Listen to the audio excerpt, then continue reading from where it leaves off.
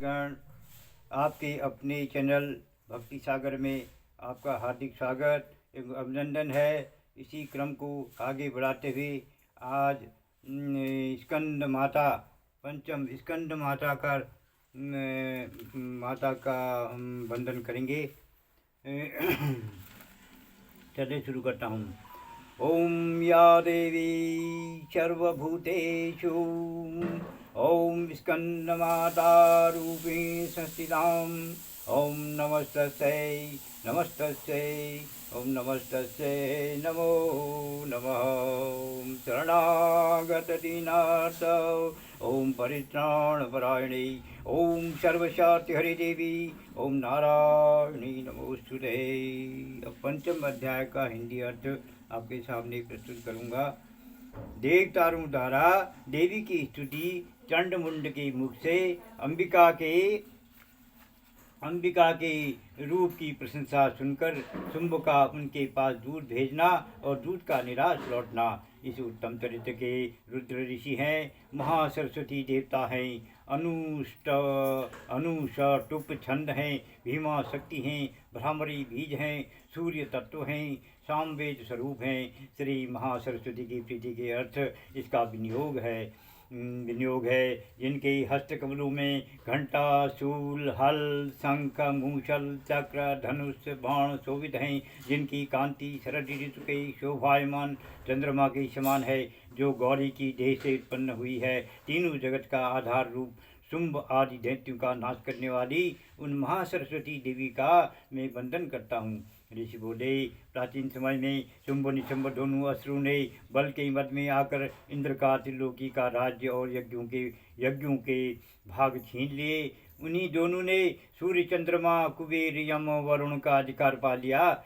वायु एवं अग्नि का काम भी वे ही करने लगे। देवताओं को अपमानित पराजित अंगराज भ्रष्ट करके स्वर्ग से निकाल दिया। जिनके अधिकार उन दो असुरों ने छीन लिए थे, वे सभी पराजित देवता अपराजिता देवी का स्मरण करने लगे कि उन देवी ने तो हमें वर दिया हुआ है कि आपत्ति काल में मेरा स्मरण करने पर तुम्हारी महान संकट क्षण भर में दूर कर दूंगी। यही वर विचार करके पर्वतराज हिमालय पर सभी देवता पहुँचे। वहाँ विष्णु माया भगवती की स्तुति करने लगे। देवता बोले, देवी एवं महादेवी को नमस्कार हो, शिवा को सदा नमस्कार हो, प्रकृति भद्रा को नमस्कार हो। हम सनियम उन भगवती को प्रणाम करते हैं। रुद्र रूपा को नमस्कार हो, नित्य स्वरूपा गौरी धात्री को नमो नमः हो, ज्योतिषना रूपिणी चंद्र स्वरूपा सुखमयी देवी को निरंतर नमो नमः हो, कल्याणी प्रणाम करने वालों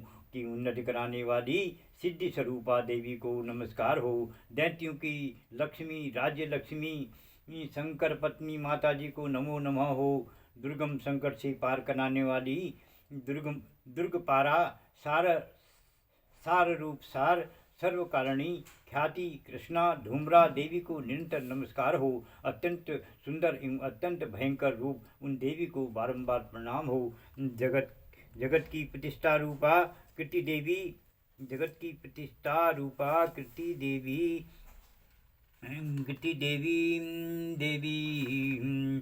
को नमो नमः हो। जो देवी संपूर्ण प्राणियों में विष्णु माया इस नाम से शब्दित है, उन्हें बार बार नमस्कार हो। जो देवी सभी प्राणियों में चेतना कही जाती है, उन्हें नमस्कार, उन्हें बार बार नमस्कार हो। जो देवी सब प्राणियों में बुद्धि रूप से स्थित है, उन्हें बार बार नमस्कार हो। जो देवी सभी प्राणियों में निद्रा रूप से कही गई है, उन्हें बार बार नमस्कार हो। जो देवी सभी जंतुओं में शुदा रूप से स्थित है, उन्हें बार बार नमस्कार हो। जो देवी सभी जंतुओं में छाया रूप में स्थित है, उन्हें बार बार नमस्कार हो। जो देवी सभी प्राणियों में शक्ति रूप से स्थित है, उन्हें बार बार नमस्कार हो।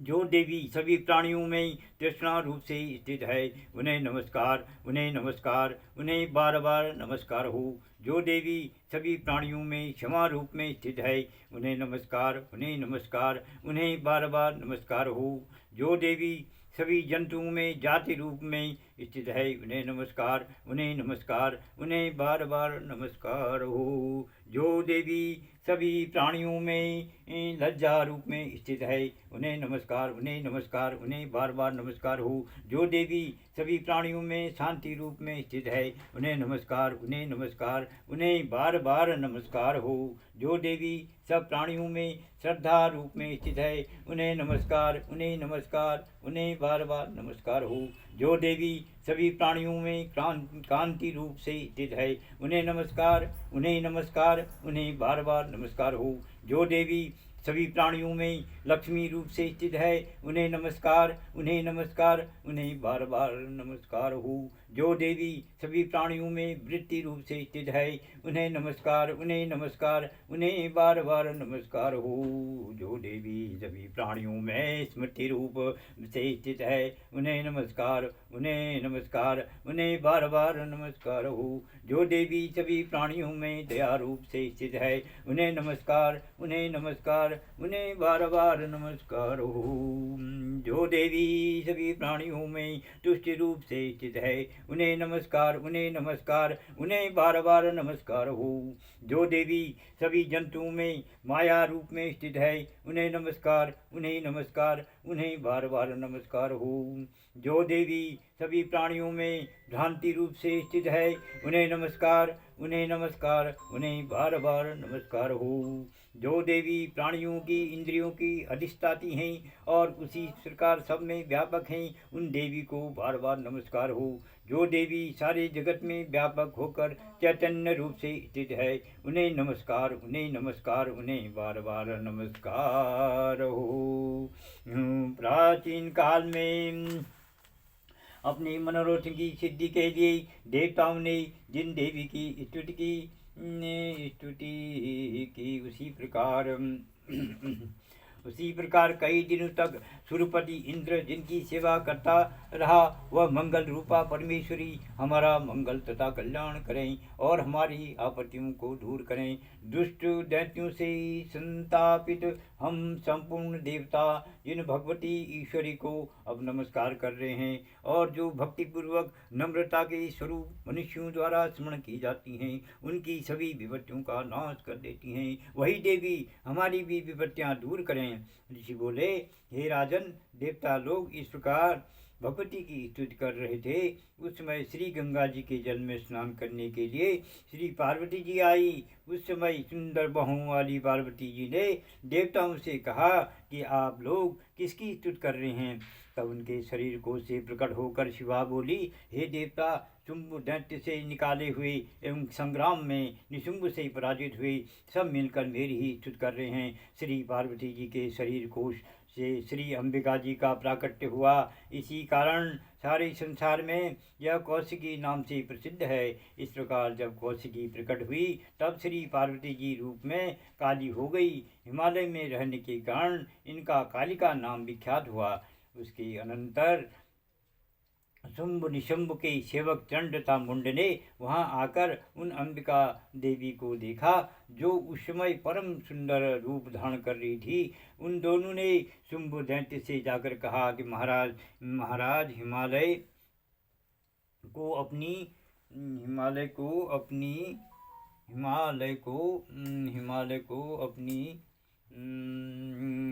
को अपनी कांति से प्रकाशित करती हुई उस एक परम सुंदर स्त्री वहाँ बैठी है। वैसा उत्तम परम सुंदर रूप किसी ने भी कहीं न देखा होगा। हे असुरराज, वह देवी कौन होगी, इस बात का आप ही पता लगाइए और उसको ग्रहण कीजिए। वह स्त्री क्या है? रत्न ही है। उसके तो सभी अंग बड़े मनोहर हैं। वह अपनी दिव्य कांति से सभी दिशाओं को प्रकाशित कर रही हैं। हे दैत्येंद्र, वह तो बैठी हुई हैं, आप जाकर उन्हें देख सकते हैं। हे प्रभु, जितने भी रत्न, मणियाँ, घोड़े, हाथी आदि तीनों लोकों में पाए जाते हैं, वे तो सभी आपके घर में शोभित हैं। इंद्र का श्रेष्ठ हाथी ऐरावत, पारिजात का वृक्ष एवं उच्च श्रवा अश्व, ये तो आपने ले लिए। हंसों से संयुक्त यह विमान भी आपके आंगन में विद्यमान है। यह अद्भुत विमान ब्रह्मा के यहाँ रत्न समझा जाता था, वह भी आप यहाँ ले आए। कुबेर से महापद्म निधि भी आप यहाँ ले आए। समुद्र से आपको केसरों वाली किंजल की कनी माला किंजलकिनी माला भेंट की, जिसके कमल सभी कुमलाते नहीं। सोने की वर्षा करने वाला वरुण का छत्र भी आपके घर में है, और यह सुंदर रथ भी आपके पास आ गया जो पहले प्रजापति के यहाँ था। हे ईश्वर, उत्क्रांतिदा नाम की शक्ति भी आपने मृत्यु से छीन ली। वरुण तथा सभी जाति के समुद्री रत्न तो आपके भ्राता निशुंभ के अधिकार में आ गए। अग्नि ने भी स्वयं शुद्ध करके 2 वस्त्र आपको दिए।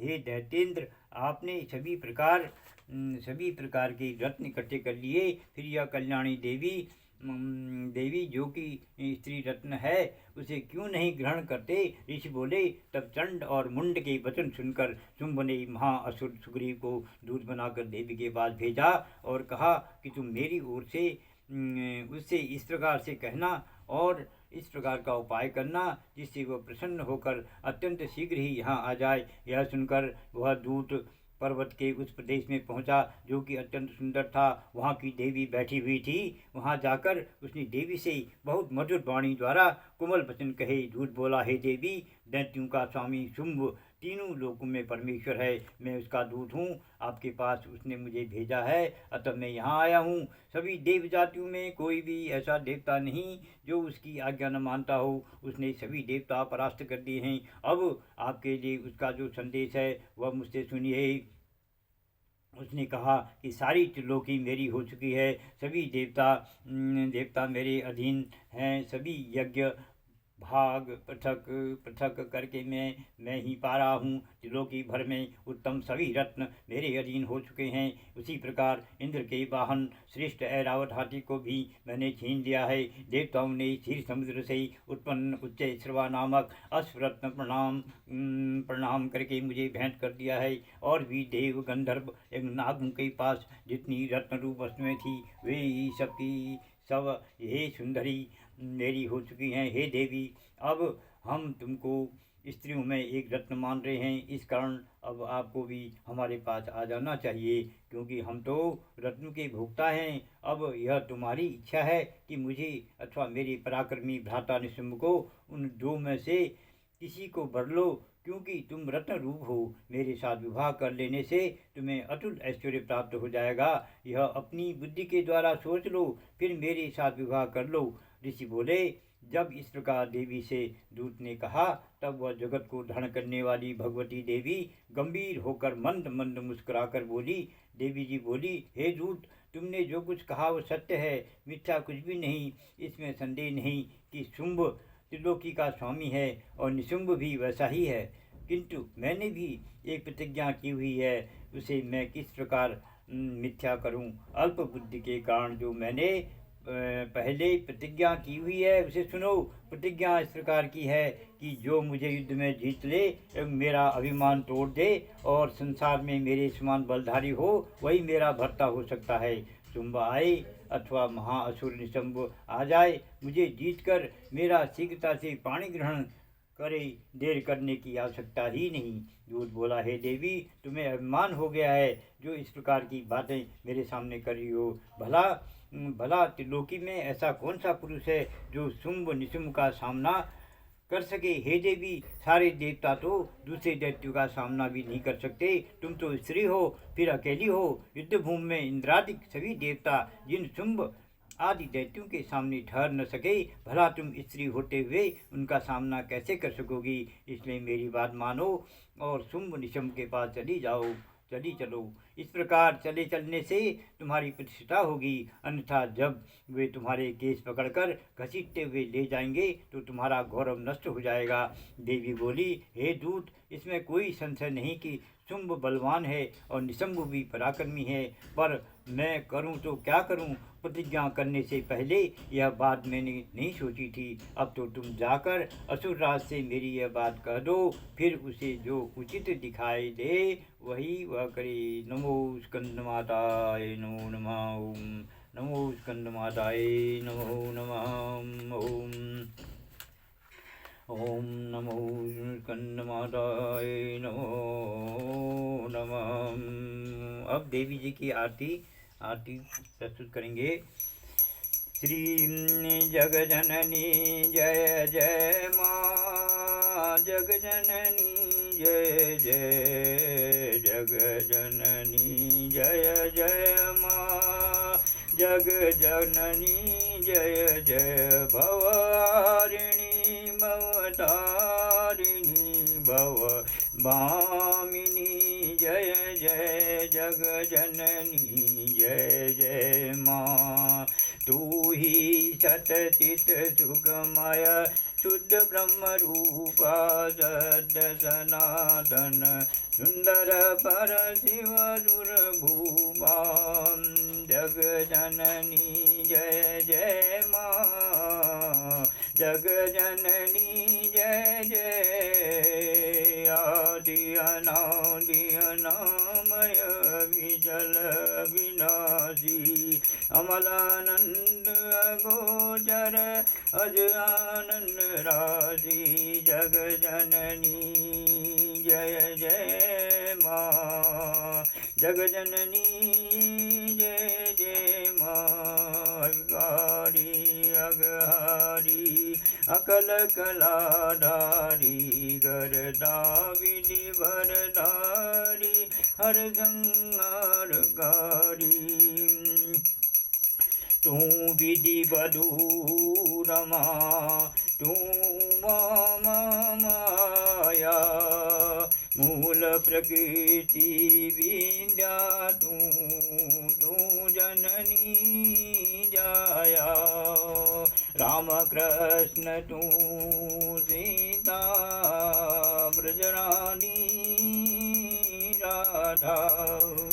तू वाचा कल्पद्रुमहारिणी जग बाधा, दस विद्या नव दुर्गा नाना जनगरा। अष्टमातृका योगिनी नव नव रूप धरा। तू बरधाम निवासिनी महाविलासिनी। तू ही शमशान विहारिणी, तांडव बलासिनी। तू सुरमुनि मोहिनी सौम्या, तू शोभाधारा। विवसन विकट स्वरूपा, प्रलयमयी धारा। तू ही स्नेह सुधामयी, तू अति गरल मना रत्न विभूषित। तू ही अस्तित नाम मूलाधार निवासिनी। यह पर सिद्धि प्रदे कालातीता काली, कमला तू वरदे। शक्ति शक्तिधर तू ही नित्य वेदमयी, वेद प्रदर्शिनी वाणी विमले वेदतयी। हम अति दीन दुखी माँ, विपत जाल घेरे। हैं कपूत अति कपटी, पर बालक तेरे। निज स्वभाव बस जननी, दया दृष्टि कीजे। करुणा कर करुणामयी, चरण शरण दीजे। जगजननी जय जय माँ, जगजननी जय जय। भयहारिणी भवतारिणी भवभामिनी जय जय। जय तेरी हो स्कंद माता, पांचवा नाम तुम्हारा था। जय तेरी हो स्कंद माता, पांचवा नाम तुम्हारा था।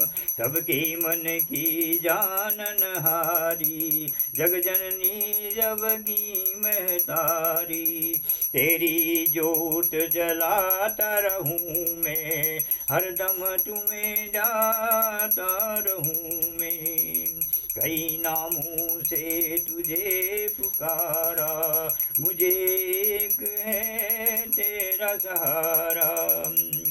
कहीं पहाड़ों पर डेरा, कहीं शहरों में तेरा बसेरा। हर मंदिर में तेरे नजारे, गुण गाए तेरे भगत प्यारे। भक्ति अपनी मुझे दिला दो, शक्ति मेरी बिगड़ी बना दो। इंद्र आदि देवता मिल सारे, करें पुकार तुम्हारे द्वारे।